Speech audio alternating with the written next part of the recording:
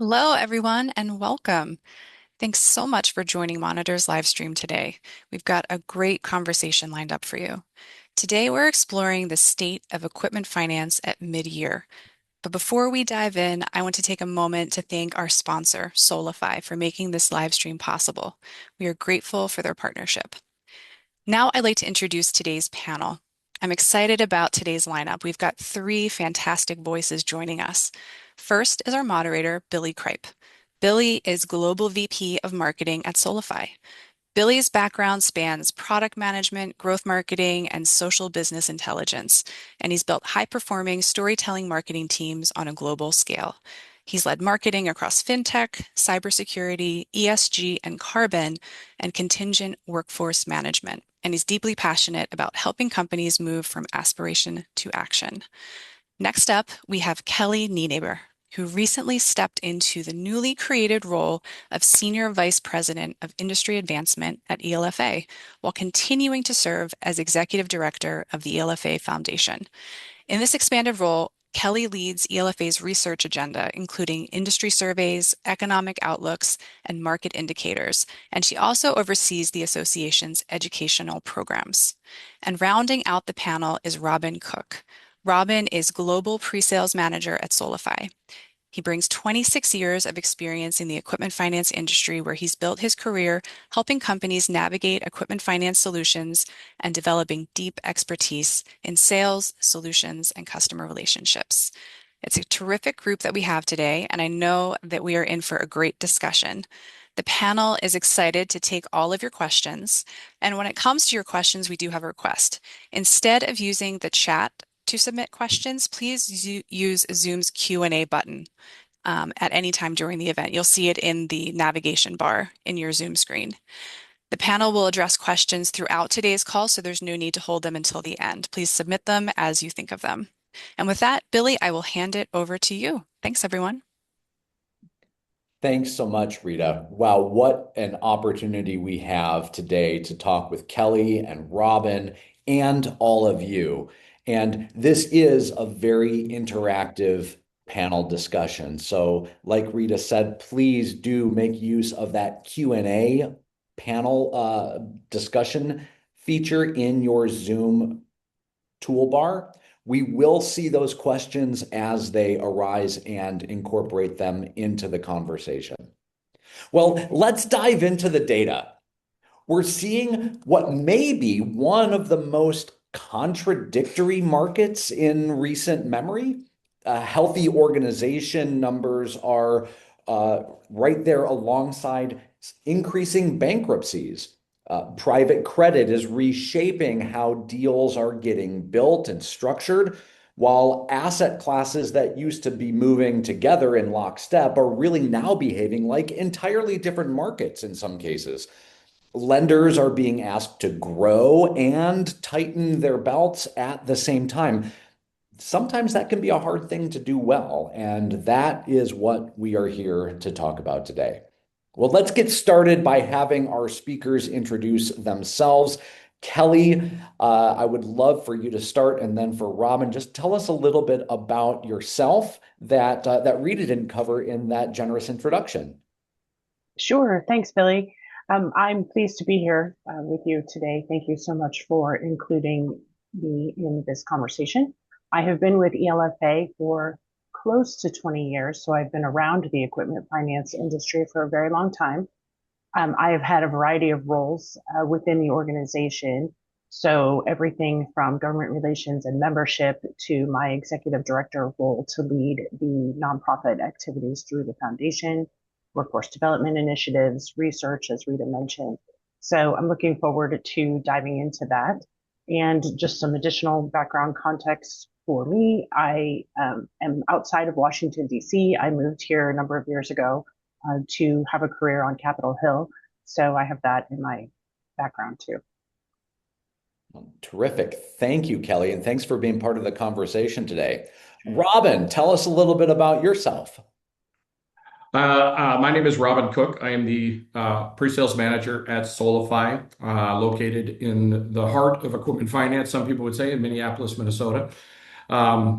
Very similar to Kelly, I've held many hats. I started in development, too many years ago and realized very quickly, yeah, we're not doing that for very long. So kind of progressed all the way through, professional services and all that, settled in pre-sales because it gives me an opportunity to work with customers on a daily basis, help, solve their problems, help them find a fit from a platform perspective. And for some reason, I get a lot of joy out of that.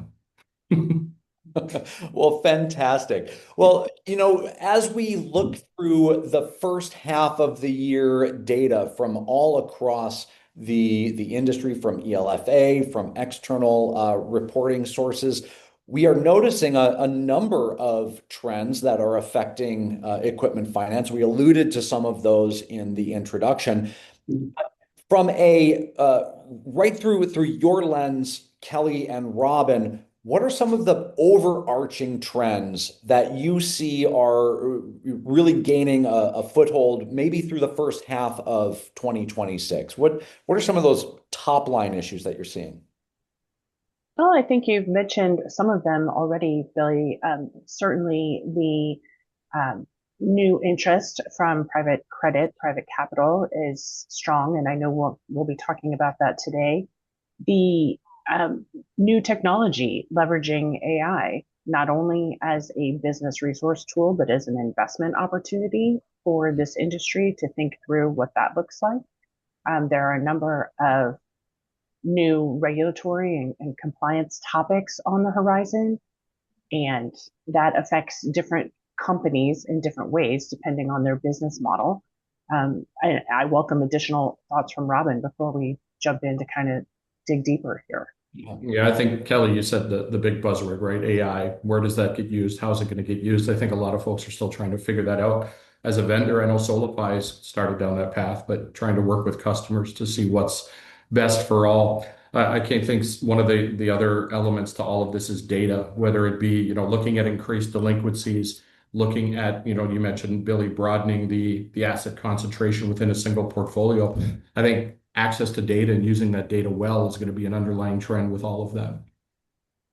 Yeah, those are really, really good points, and they do intersect with each other, whether it's compliance surrounding AI and data usage, whether it is deal structuring with unregulated or lightly regulated organizations coming in next to highly regulated organizations. There's a lot of intersection and interplay between these trends. I would encourage the audience too, if you have a question or a comment about some of the trends that you're seeing, add them into that Q&A panel chat tool as part of the Zoom conference here, and the panelists here will be able to see that. Well, let's move into the first trend that we identified looking at some of the first half of the year data. And that is this idea that, hey, we see a slight increase in bankruptcy filings while originations volume is staying really elevated and even going up. And alongside that, we have kind of the industry confidence, and confidence in equipment finance and secured finance in general is still very, very high at historic highs, though it's staying flat month over month at those high points. That seems to create a little bit of tension, maybe a contradiction. I guess I would start with you, Kelly. What does your data show? Do you think it's a contradiction or not? And if it is a contradiction, does that make things unstable or unsustainable over time? What do you see in your seat there at ELFA and with access to your research and data there? I think this is a really interesting topic. I think you can look at this through many different angles. Um, for me and the research function of the association, we conduct a lot of surveys across the membership. And in my previous roles, I've seen this as well during the time I've been with the organization. The one thing that is true is that equipment finance as an industry is one of the most resilient industries out there. It has performed well over time, especially in uncertain economic times. So when we look at the data, while it's true, the world is a little bit more volatile now. There's a lot more policy and geopolitical things happening. There are going to be more ups and downs, winners and losers, however you want to look at it.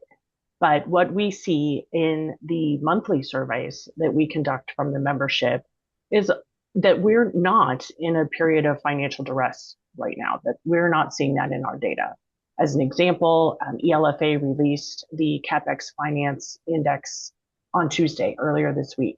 We're showing that delinquencies are hitting a multi-year low from data in June. Losses are more or less where they have been for a while. The CFI is a great resource for people to track on a monthly basis. It measures data performance across 5 different categories: new business volume, aging receivables, average losses, credit approval ratios, and headcount. So if you are interested in tracking those data points, the CFI is a great tool. It comes out on the last Tuesday of every month. I encourage people to check it out and think about that. You mentioned confidence also, Billy. We also run a monthly confidence index, which is a survey across leadership where the CFI is benchmarking the previous month's performance. The monthly confidence index is a little bit more of a gut check for where leaders across the industry think things are headed over the next maybe 2 to 4, 3 to 5 months looking ahead.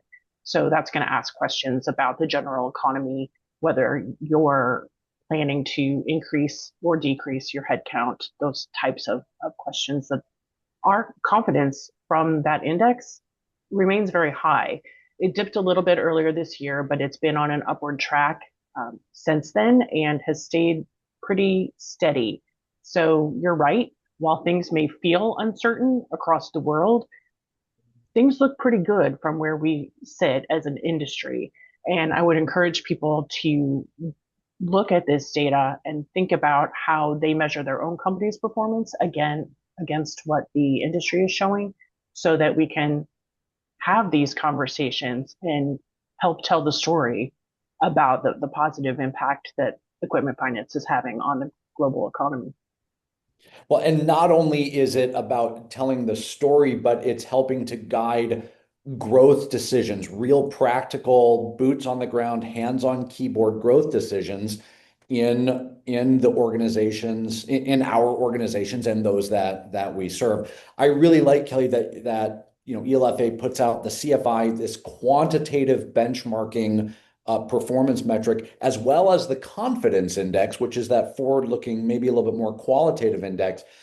Those two assets together should give the rest of our industry a really great set of data and tooling against which to check themselves, as well as to make some forward-looking decisions. If you have them off the top of your head, share the URLs there, and if not, let's make sure to get those in the chat, so that the rest of the audience can see where they can locate those tools and Sure. reports. I will drop them in the chat while Robin is weighing in with his. Yeah, sure. Well, let's turn it over to you, Robin. What are your thoughts here? Is there a contradiction? How do you address, and how do you see your customers addressing that inherent resilience in our space, maybe against the backdrop of geopolitical uncertainty, tariffs, increasing expenses, and some delinquencies? Kelly hit it on the head. It's a very resilient silo, right? Equipment finance. I remember an operations manager at a bank years ago. He said, "We're not sexy mortgages, we're not sexy credit cards. We just make money," because it is a very, very resilient line of business. But what we're seeing from customers on our end, it's kind of a three-pronged approach. One, you've got customers that are, and when I say customers, I mean lessors, are coming out and they're being a little bit more due diligent. They're gathering more credit data up front. They're trying to make better credit decisions so that they're hedging against potential delinquencies on the back end. The second prong of that is some customers that are diving into what you might consider that subprime aspect, where end customers have encountered some delinquencies, so the credit scores aren't quite there. You've got other lessors that are moving down into that market as well and taking advantage of of some of the bigger guys, if you want to put it that way, no longer dealing with those customers. But I think it all comes down to, you talked about data and data merging, Billy. The data that the ELFA and their research arm is putting together, the data that a customer or lessor has in front of them that shows what their portfolio is doing, how does that compare to what the entire market is doing? Because you're starting to see some AI tools kind of act in a predictive way so that because these happened in the market, I can expect this in my portfolio. And using that data in conjunction with your internal data, it kind of becomes paramount to doing an evaluation of my portfolio, not just how much delinquency do I have today? That's easy.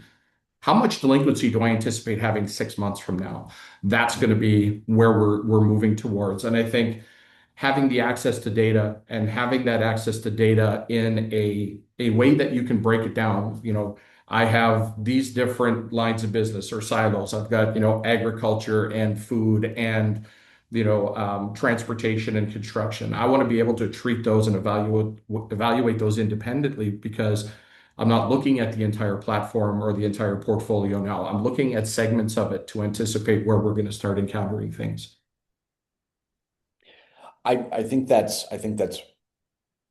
a, a really important perspective to understand how using data is helping to both create that hedge, against uncertainty. And it's the ability to do that time over time over time, year after year, that actually creates and underpins that resiliency, I think, that we're seeing. And I would just jump in and add, as we're talking about data, collecting data, leveraging data, using it for better decisioning, this is both an internal within your business and for ELFA, an industry opportunity. We are the collector and holder of a lot of industry data over decades. And as an organization, we are looking at improving and elevating the way that not only members can access that data for their own benchmarking tools, but collectively how we can harness the power of that data to produce better research and resources for the industry. Stay tuned more on that. But if you've been to an ELFA event this year, you've probably heard talk about the data lake that ELFA is looking to build to house, protect, and offer new capabilities to be able to use that for all of these purposes that we're talking about. That is really exciting. And for those of you who have joined us, right there in the chat are the links to those to those ELFA resources. And so before we move on to trend number two, we do have a question coming in from the audience. And I think it's really germane to this particular topic. And the question is, a lot of the data, even most data that we either have internally or that organizations like ELFA have with the CFI is backwards looking.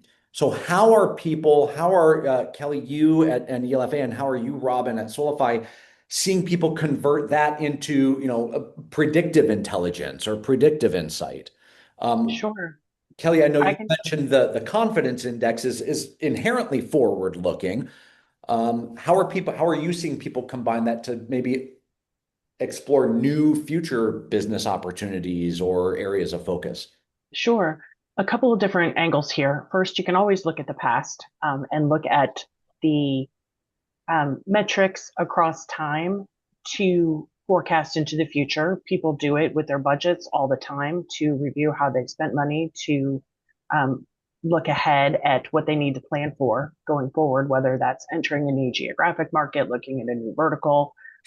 That's always been part of the equation. When I'm wearing my hat as the executive director of the Equipment Leasing and Finance Foundation, our tagline, Your Eye on the Future, we have spent many, many hours with many different leaders across the industry looking at the future, what's coming, how our trends across other parts of the economy going to perhaps touch equipment finance in a way that we need to start planning for years ahead? We have been talking about alternative financing for the last 15 years. We've been looking at the impact of AI and technology, digital payments, all of these things that we are seeing happening now. We've been exploring in our Industry Future Council through that foundation lens for a very long time. We've been talking about, a variety of alternative lending and what lender finance was going to look like, fintech, when it was first coming on the scene. So a lot of that predictive data can be leveraged in a way that can help us all collectively look ahead as we move through each of these modernization pieces that are genuinely influenced by what's happening in the world around us. There's no way anyone could have predicted COVID. Sure. But we managed through it, and now we have some lessons learned, and we can use that to better serve and plan for whatever is coming next, because there will be something, even if we don't know what it is. Sure. And Robin, how are you seeing, customers and prospects at Solifi tap into data to make some future-focused business decisions, whether it's data that is stored in their systems or data that they're leveraging from the industry? You're seeing it with two sides. One is, as a vendor, what can you provide me? So, I can speak to Solifi and the fact that we are embarking on an AI journey that includes harnessing the portfolio data for that predictive analysis. So within, what we have access to within our products, what can we tell a customer or a lessor rather, that can benefit them? But then you've got the broader view, right? Because as a customer, I want to be able to not only rely on the data I have at my fingertips that deals with my end customers. I want to know what the other banks are seeing. I want to know all of this, where now you start to see those AI models potentially pulling in data from sources like the ELFA. Everybody's always got, the credit bureaus that they're reaching out to and all of that to see kind of that point in time view. But then being able to take these AI models, which is going to be paramount in this, and teach them, use them for, okay, this has happened in the past. We're seeing this dip in originations. That tends to lead itself to an increase in delinquencies. Those types of trends, it's obviously a very simple one, but being able to use that through those AI business models, I think is going to be probably being seen in the next 6 to 12 months for sure. Excellent. Excellent. Well, gang, let's move the conversation to trend number 2, which is really around private capital. Mhm. And we have a polling question for those of you who have joined us live. If we can have that up now. The idea here is that private capital, it's been around for a long time in the world of secured finance. So why does it seem now to be so new or like such a prominent part of the conversation? We have some ideas here for you to pick one. And if you've got a different idea, please do put that into the chat or use the Q&A panel to ask your question or share your perspective with the panel here. As those answers come in, and please do take the time to answer that poll. Robin, I'd like to continue with you.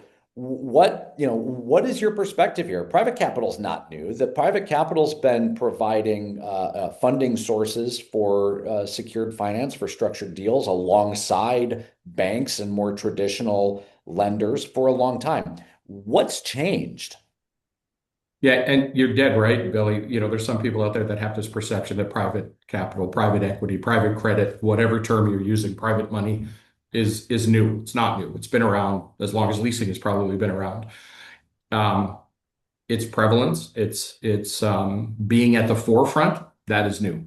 You're starting to see, instead of kind of, I don't want to say working in the shadows, working in the background and providing funding for whether it be an organization or a just a buy portfolio type of funding, you're seeing these companies be more at the forefront. They're being more aggressive and they're being just more visible. I think it's lending itself to a couple of different things. One is as a software vendor, we are talking to more startups in the recent year than we have in the past, and they've all kind of got the same story.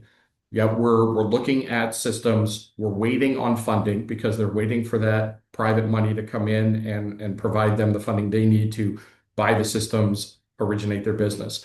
But their growth plans are aggressive. We're looking at doubling, tripling, year over year because their plan is they've got people to answer to in terms of the money and all of that, but they're getting an opportunity with this influx of cash to do that. The other side of it is private credit does not, when you talk about regulations, going to a bank is a regulated entity that sometimes provides a little bit more red tape than private money might. So that's where you're seeing some of the flexibility in the market come to bear. On the flip side, one of the things to consider is the end customer, the lessee. Some of those lessees are seeing private money, whether it be a purchase of their business or just an investment. And PE firms like flexibility from a liquidity standpoint. And a equipment lease is going to provide that kind of flexibility where an equipment purchase would not. So I think you're gonna end up seeing a little bit more push from those lessees that have been influxed with private money for them to go down the route of equipment finance as opposed to equipment purchase because of that flexibility with liquidity. So I think you're going to see, private credit hitting both sides of the fence. But when you sit back and look at it, the private credit company is not providing you the equipment. It's going to be an equipment finance company still at the forefront. So they're still going through, you've got expertise from people that are doing startups. They're moving from banks and doing a startup. It's what they've been doing all their life. They want a new challenge. And they're using this new money to achieve some things that they haven't been able to in the past. And I hate to use the term, it's a brave new world, but when we talk to some of these folks, they're excited because there's just more availability for them. And Kelly, what are you seeing in terms of what do your research show in terms of why private credit and why now? Sure. I'll just build on what Robin was already sharing. It's a lot of the same information. I think we've all agreed that this is not new, but it is more prevalent. What has changed feels to be the scale, sophistication, the role of private capital as a more prominent funding source as opposed to an alternative funding source. It's more part of the mainstream options, whereas previously they might have just been more in the background and not just part of what is becoming more and more available directly to the end users. They might, in previous years, end users might not even have realized that their funding partners were backed by those firms. And now that is just much more commonplace in the transparency of the capital stack when people are looking at their funding options. So I think part of it is just the availability of data and the world we live in for each part of the chain to make their piece a little bit more prominent, whether that's just branding or whether it's true options. Everything feels a little bit more self-service now. So customers can be more directly engaged in what all of their options are as they make those choices for their business. I also think, and Robin stated this already as well, there's just a lot more flexibility in terms of speed, agility, how these companies can operate in a way that is advantageous, yes, and also collectively helping us move the entire industry forward towards a more modern way of doing business that we didn't previously see. So I think it's a good thing across the way. It does change the way companies are operating and the way we are all looking at the future of the industry. And I think, like everything else, it's just the new way of doing business as we look to the future and how this industry will continue to evolve to stay resilient. Because one of the very attractive parts and what is appealing for these investment firms is the performance over time of this industry. It's a way for those investment banks, those private equity companies, to diversify their own portfolios and to engage in equipment finance in a new way. Whether you are an existing equipment finance company or bank that is now acquired or has private investors versus being a private investment company exploring equipment finance as a new vehicle for your own And business. I think that that is reflected in some of the comments that are coming into the chat here. It's, look, private capital has understood that equipment finance is an attractive investment. And so here we have the poll results on screen as we start to digest those.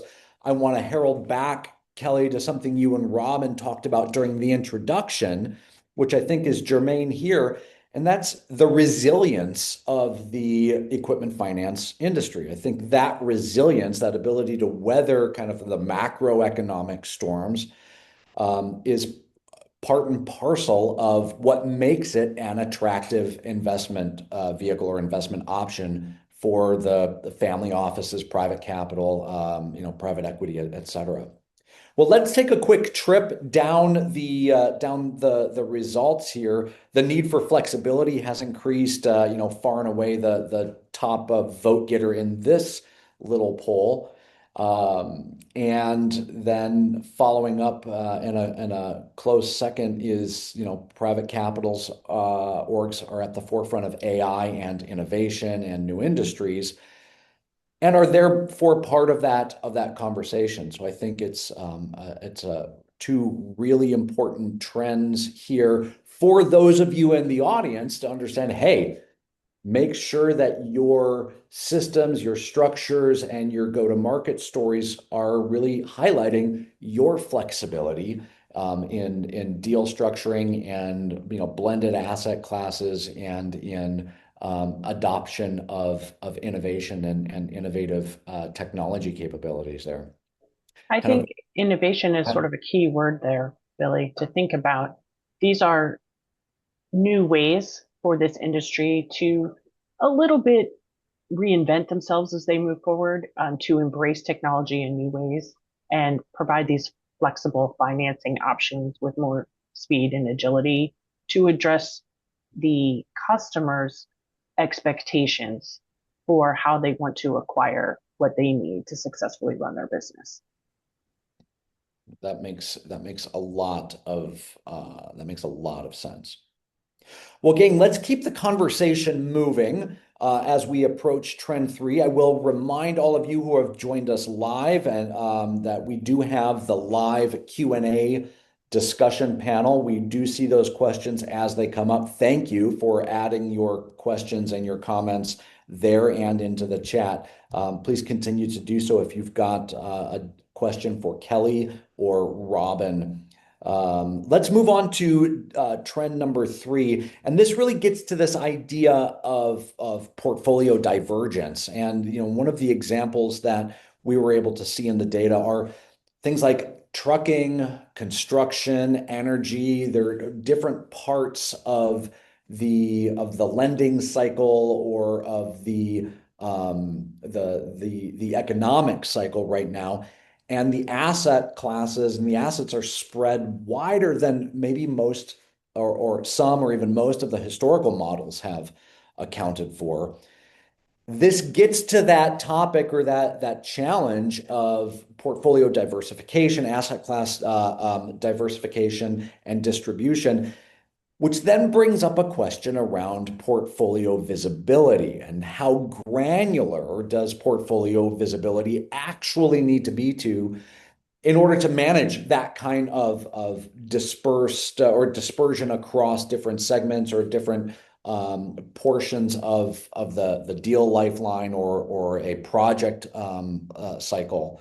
and how are organizations managing that need for visibility across those different sectors and asset classes today. Kelly, I understand you've got some perspective here on the research that you've been part of.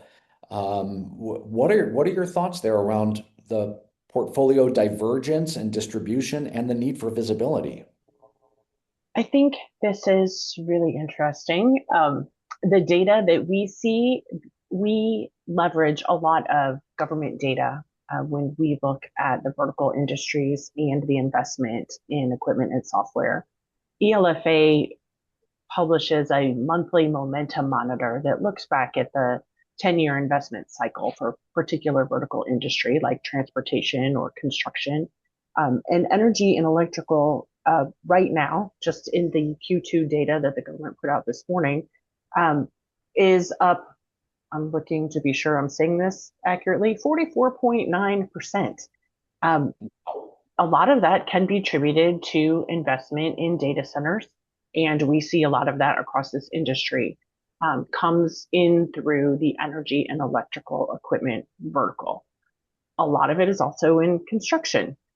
So that space is also seeing a lot of this. I think if you step back, if you take data centers out of the equation, Mhm. maybe things look a little differently, and we may not truly see the impact of these specific verticals that you mentioned, transportation, construction, and energy and electrical equipment, until months from now, Mm. when the build out of these data centers either happens or doesn't. And there's a number of different reasons that, you know, things may move fast or slow over the next few months as these projects move through their own cycles and what that looks like. I think part of what we are seeing is truly this moment in time when equipment finance as an industry is literally financing the future industrialization of what's happening right now at this moment with the build out of these data centers. I think it's important to think about how this industry is a $1.3 trillion industry and is really the backbone that is helping fund the future economy. I love that catchphrase. The marketer in me is just grinning ear to ear in terms of financing the future. I mean, sometimes people think, oh, I think Robin, you said it at the beginning, we're not the sexy credit card or the consumer banking portal. We just make money. The reality, though, is every single lease, every single loan, every single structured deal that's out there is building somebody or some organization's dream. It's an incredibly aspirational and hope-filled industry that is very, very optimistic, almost by definition. And that is a really exciting place to be as we talk about creating, literally creating, building, financing the future here. Let's bring it back though to the complexities of financing the future. And Robin, as we get into the specific day-to-day tasks and obligations and responsibilities of the asset manager, what is his or her role becoming as we move into some of these new more complex, more highly distributed deal structures or in the world of equipment finance? Yeah, you're gonna, and I hate to keep going back to a common thread, but I'm gonna circle back to data. You've got portfolios. Let's look at Kelly's example of a data center being built out. The data center isn't a standalone asset. You've got technology assets that are being used to build that out. You've got construction assets that are being used to build, the actual physical location. You've got transportation assets that are part of it, et cetera, et cetera. As a lessor and as an asset manager, when I look at, the diversity within my portfolio, yeah, I've got, 3 or 4 different asset types, but it all circles back to, in this instance, one overarching asset type or one overarching section of the equipment finance economy, let's call it. So when I'm looking at my portfolio and I'm trying to get ahead of things like potential downturns in certain silos, I want to hedge against a downturn that, we might be seeing coming in transportation, for example. I want to make sure that, 80% of my portfolio isn't sitting in transportation if we expect that to take a downturn. There's always been this gold rush type of asset, and AI feels like that right now, right? Everybody's investing in it. Everybody's getting some feedback from it so that they're going in that path. But at the same time, Kelly mentioned it, 6, 12, 18 months from now, is that gold rush going to be the same? Is that tap going to turn to a trickle? Being able to hedge against that stuff. Looking at your portfolio, having access to the data where I can take a look every day and see where are my assets from a product perspective. And, what is my percentage of transportation? What is my percentage of construction? What is my percentage of AI? And being able to keep that in line. But I think also knowing where my assets are. Every year in this country, we read about fires in California, fires in Hawaii, a flood, a hurricane on the East Coast, all of that. And being able to look at my portfolio and see a natural disaster imminent, what do I have in the path of that? Where are my assets located? What do I need to do to be a little bit more proactive and maybe encouraging customers to move them or anything like that? I think all of it underlies to data so that you can survive the ebbs and flows. You can survive the natural machinations of not only the industry, but the country itself in terms of weather and everything else. We're starting to see more of our customers, the lessors, have a demand for that asset detail. I want a true ROI on a piece of equipment when somebody purchased it for a data center build out in 18 months, returned it to us, and we put it onto another project and returned it to us. At what point does that asset, kind of lose its ability to earn for us? And when should I sell it? Because it's no longer just return it and sell it in a third party market or a reseller's market. It's what can I do with it going forward to make sure that I'm getting the maximum value out of that asset. So you've got, I think, two ways to look at it. One is as I get more diverse, how can I make sure that I'm tracking things individually? I don't want to track the portfolio. I want to track this portion of the portfolio. And then the second half of it is being very careful about what my assets are, where my assets are, and how I'm interacting with the customer to make sure that they're staying in a viable situation. I think that's really interesting. It's the ability, if I'm understanding correctly, to triangulate across many more points of data, points of information. It's not just about calling up the credit bureau and getting a credit score for an individual or an organization.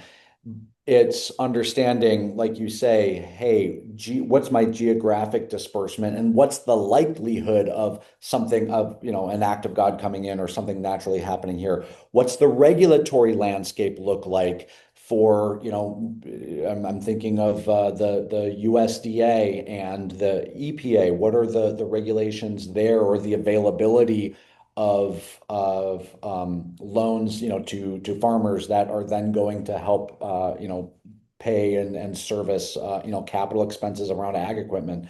The ability to just triangulate across many different data points is being facilitated by technology. And I think the days of the asset manager who's a kind of a deep expert on just one area.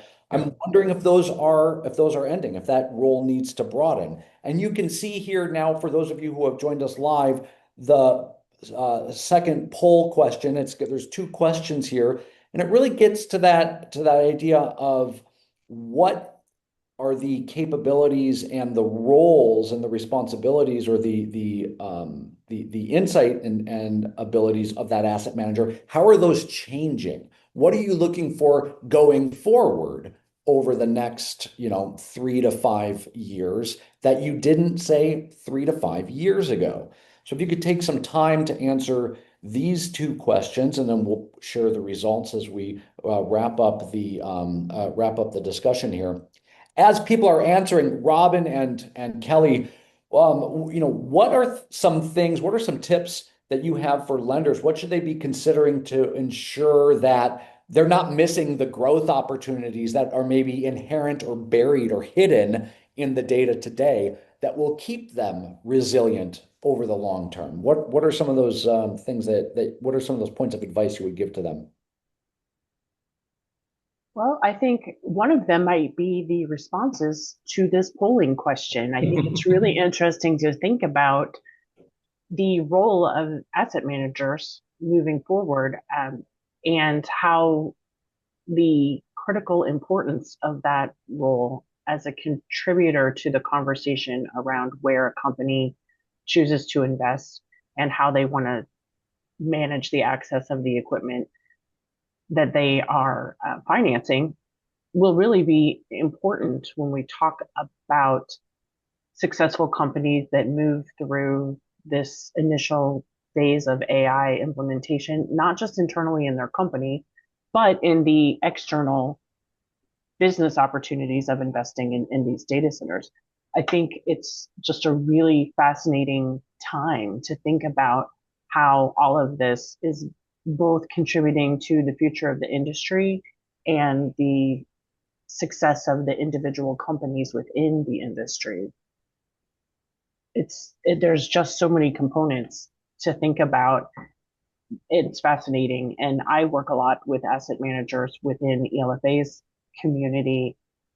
We're actually getting ready to meet to plan the equipment management conference for early next year, and I can't wait to take the results of this poll to that meeting and see how those committee members, the actual asset managers, are going to take that information and think about what they need to consider as they evolve and explore resources, research, education to advance all of asset management. Talk about this group on the participating on this webinar today, shaping the future, literally influencing the agenda there. I think that's terrific. And here we can see some of the results of that poll. So tied right there, what is your organization, or is your organization looking for a more technical asset manager?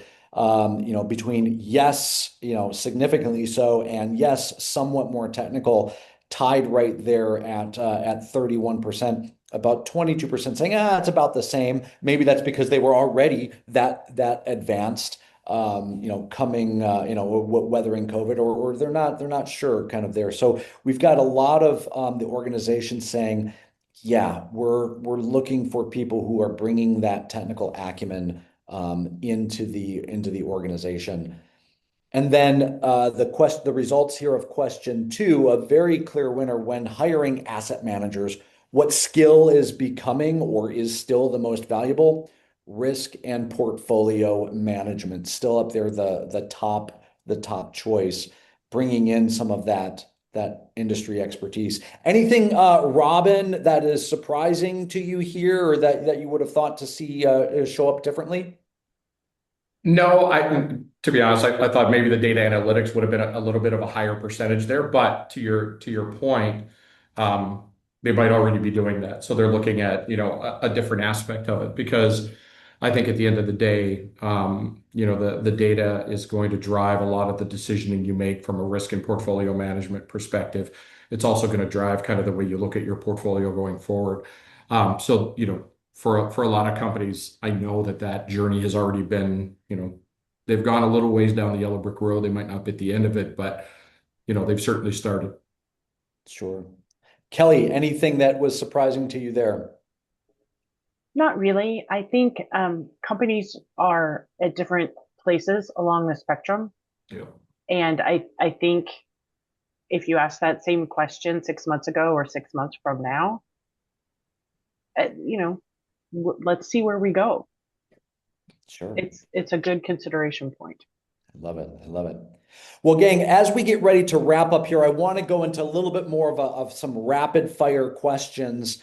And for those of you who are joining us live, this is your last chance to ask a question of the panel. Please do so using that Q&A box in your meeting, in your webinar tool panel there at the bottom of your screen. We do see those as they come up. Okay, quick rapid fire questions here. Kelly, coming at you.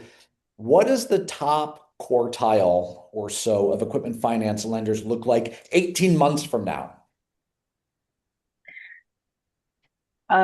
Well, a big question for me is, will AI still be the top story? Will we be past it? Will we still be thinking about it, or will it just be a blip in the rearview mirror because the whole world looks different? Sure, sure. Robin, how about you? What do you think the top 25% or so? What do they look like? What are they doing differently? I think they're a little bit more flexible, both in the financial products that they're offering.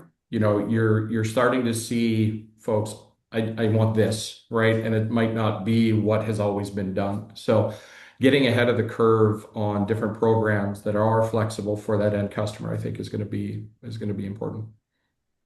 Terrific. Now, something that we haven't practiced or rehearsed at all, Kelly and Robin. I'm thinking about the need for substantially more technical asset managers and people entering this space. What can organizations be doing to be attracting new talent, especially young talent, into this equipment finance industry? That is such an easy question, Billy. You have no idea. I'm just gonna put on my equipment leasing and finance foundation hat and tell everyone that the foundation has adopted a new strategic plan. We are solely focused on workforce initiatives to help solve this for the industry as we look forward. So, what can companies do? They can post their internship opportunities with the foundation. They can support the foundation to help fund scholarships for collegiate students. They can support attracting new talent by getting engaged and involved with campus visits, looking at our university partnerships where we are partnered with the CLFP Foundation at University of North Texas. We're going to be launching new programs very soon. Stay tuned for more information there. There are so many resources that we are building, and we welcome everyone's engagement. This is a collective effort. No one company is going to do this alone. And it's something that we hear loud and clear from every member that we talk with about the future of the industry. Yes, all of the things we discussed today are so critical, from the data to the asset management to all of the points around everything. But it still takes people. It sure And does. this is a relationship driven business. It always has been. And that's one of the reasons it's been so resilient over time, are those relationships. So the technology is only as good as the people who know how to use it. And solving for that future workforce is definitely something that ELFA and the foundation is very heavily engaged in. Robin, Billy, I'm going to tackle this a little from a different perspective. And the reason I say that is I have a 24-year-old who just graduated from college. He graduated with degrees in actuarial sciences and data analytics, spent 2 weeks in a cubicle in an office and went, nope, and has walked away from that degree because he couldn't see himself in that position for the rest of his life. So he now has taken a job where he's outside, where he's talking to people on a day-to-day basis, because there was just nothing there that he saw that was inviting from a culture perspective. So as you start to bring in this new talent, folks want to work from home and they want flexibility, but at the same time, they also, there's a social aspect to everything. So I think you're going to have to look at these kids a little bit more creatively than, oh, we're going to pay you well and we're going to, here's your career and here's your job, because, he walked away from what would be, and I love the fact that he did that after I paid for 4 years of college, but he was very cognizant of his mental health and what he thought that was going to do to it. So I think that's going to be part of kind of those conversations that weren't, Billy, when you and I got hired, nobody, are you going to be happy here? Nobody cared about that kind of stuff. Right. Fair, very, very, very fair. And I think Robin, you talked about flexibility in the role. We've talked about flexibility in deal structures as a current and likely to grow future trend. We've talked about the resilience of the industry, the need for and the adoption of technology driving this space forward. I think personally, telling the story that is the optimistic entrepreneurial story that this entire industry supports. This is the ways to get those, to bring those ideas to life, to go from idea to inception to action and then to impact. I think the more that our industry at large in a pre-competitive way can tell those stories of what we are helping to create, what we are helping to build, what we are helping to achieve will help to attract people and especially young people into the space.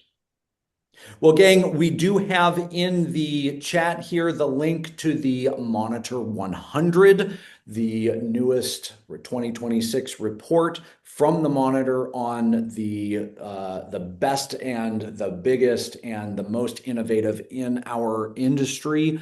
Solifi is happy and proud to be a sponsor of that report. We do invite you to click on that link and to download that report and peruse that. I know that many of you and your organizations are in that report as well. So congratulations to you. And for those of you who will be in the 101 forthcoming, we applaud you and encourage your further growth. With that, Rita, I will turn it back to you with immense gratitude for Monitor and for all of you who have joined us live today for being a part of this important and insightful discussion with Kelly and Robin. Thank you Thanks so so much. much. Yeah, thank you, Billy. Thank you, Kelly and Robin. Thank you to everyone in the audience for joining us today. Please take the opportunity to download that Monitor 100 link and stay tuned on the topic of getting new talent into the industry and how to attract them. We have a special article by George Parker in the Monitor 101 issue coming out on that topic. So keep an eye out for that. Thanks again to everybody for joining and have a great day.